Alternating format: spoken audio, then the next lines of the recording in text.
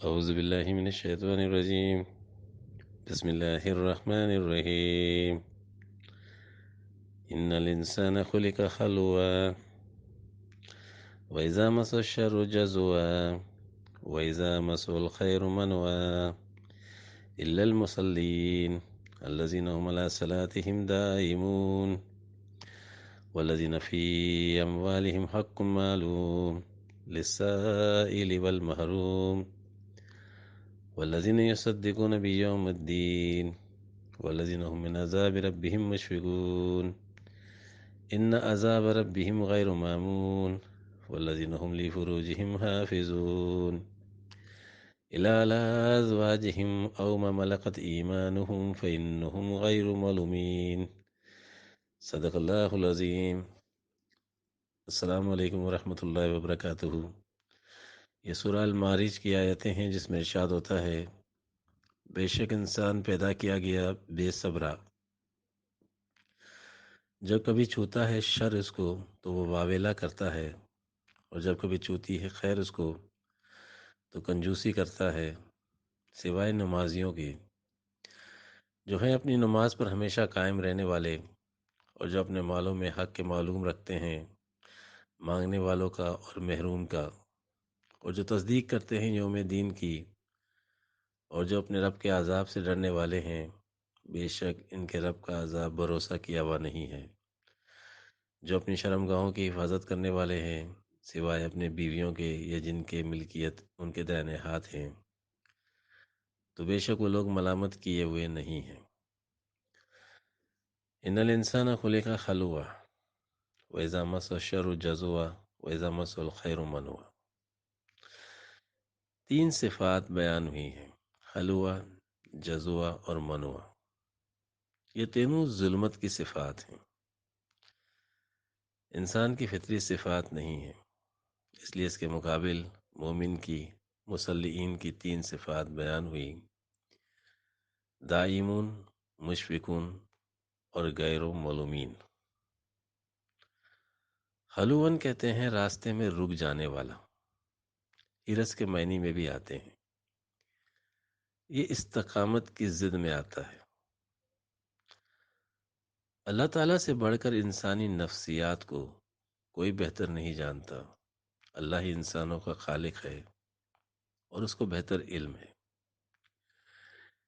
ایک گمان کی پیروی کرنے والا ظنی اور وہمی شخص حقیقی معنی میں اللہ کا شکر گزار بندہ نہیں بنتا، اور یہی چیز اس کو کفر کے قریب بھی کر دیتی ہے. ایمان اللہ کی ذات پر کامل یقین کا نام ہے. ظن کا، گمان کا تعلق زیادہ دماغ اور ذہن سے ہے، اس لیے اس میں خود غرضی بھی رہتی ہے، لالچ بھی رہتی ہے، نفس پرستی بھی رہتی ہے، خوف اور حزن کا عنصر بھی ہوتا ہے. اس کے برخلاف ایمان کا تعلق قلب انسانی سے ہے.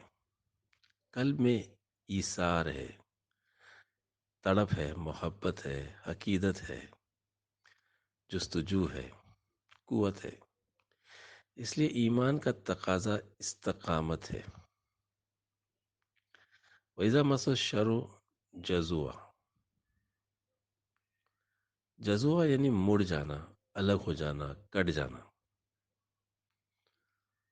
اللہ تعالیٰ قرآن کریم میں فرماتا ہے کہ ایمان لانے کے بعد میں تم کو خیر اور شر سے آزماؤں گا.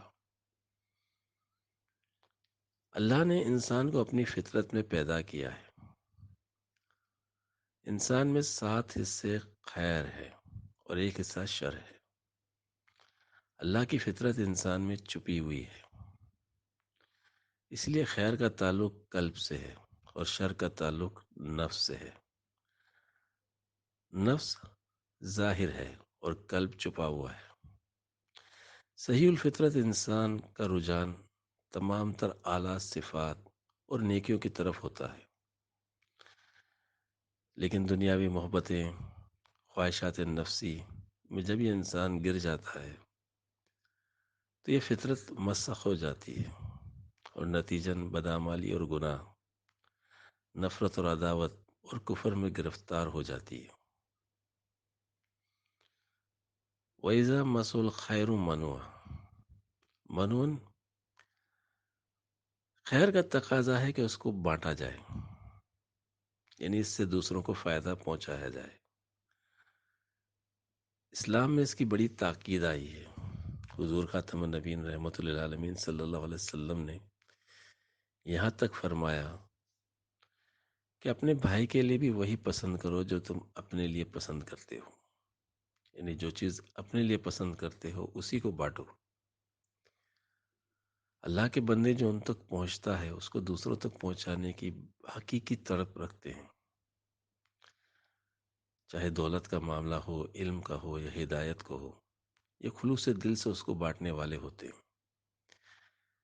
اسی لیے نبی کریم صلی اللہ علیہ وسلم کی امت کی شان میں فرمایا گیا خیرہ امت، کہ یہ امت خیر والی ہے۔ مشرک اور کافر کی عبادتیں صرف وہم و ظن کے تحت ہوتی ہیں، لیکن مومن اور مسلم کی عبادتیں بوجہ نظریہ توحید، یقین و ایمان کے تحت ہوتی ہیں۔ اس لیے مومن دلیر ہوتا ہے، اپنے اندر استقامت کا ملکہ رکھتا ہے۔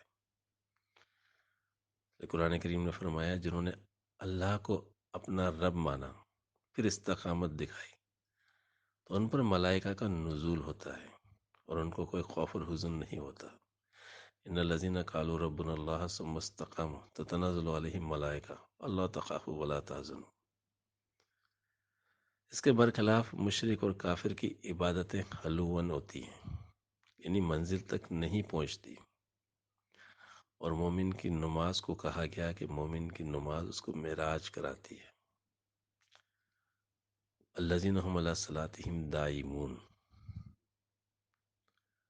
نمازیوں کے اوصاف میں بتایا کہ وہ اللہ کی حمد قائم کرنے والے ہیں، ربانیون بن کر بندگی کرنے والے ہیں، اللہ کی بندگی کرنے والے، خیر بانٹنے والے ہیں۔ والذین فی اموالہم حق معلوم للسائل والمحروم والذین یصدقون بیوم الدین، یوم الدین کے نظریے کے حامل ہیں، یعنی اللہ کی حاکمیت پہ یقین رکھنے والے۔ والذین هم من عذاب ربہم مشفقون، یعنی مشفقون ہیں، عاجزی کا کمال رکھنے والے ہیں، کمال عاجزی دکھانے والے۔ ان عذاب ربہم غیر معمون، غیر معمون یعنی جس میں امن نہ ہو، محض ظن و گمان و خیالات کے تحت قائم ہونے والی عبادتیں ہیں۔ یہ عبادتیں نہ ہی قلب کو سکون بخش سکتی ہیں اور نہ ہی فواہش اور بے حیائیوں سے روک سکتی ہیں۔ والذین هم لفروجہم حافظون الا علی ازواجہم وملکت ایمانہم فإنہم غیر ملومین۔ مومن کی نماز دنیا میں امن دینے والی ہے، اللہ کے عذاب سے امن دینے والی، فحش اور بے حیائیوں سے روکنے والی ہے۔ ان الصلاۃ تنہی عن الفحشاء والمنکر، یقیناً نماز بے حیائی اور برائیوں سے روک دیتی ہے۔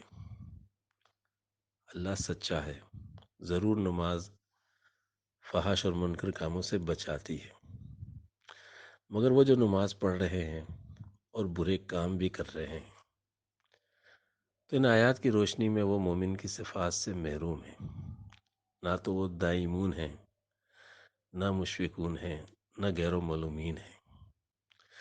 غیر ملومین یعنی وہ اطمینان قلب کی نعمت پائے ہوئے ہیں، جس میں ملامت نہیں ہے بلکہ اطمینان ہے۔ تازہ پھر دانش حاضر نے کیا سحر قدیم، گزر اس عہد میں ممکن نہیں بے چوب کلیم۔ عقل یار ہے سو بیس بدل لیتی ہے، عشق بیچارہ نہ ملا نہ زاہد نہ حکیم۔ عیش منزل ہے غریبان محبت پہ حرام، سب مسافر ہیں بظاہر نظر آتے ہیں مقیم۔ مرد درویش کا سرمایہ ہے آزادی و مرگ، ہے کسی اور کی خاطر یہ نصاب زر و سیم۔ وآخر دعوانا والحمد للہ رب العالمین۔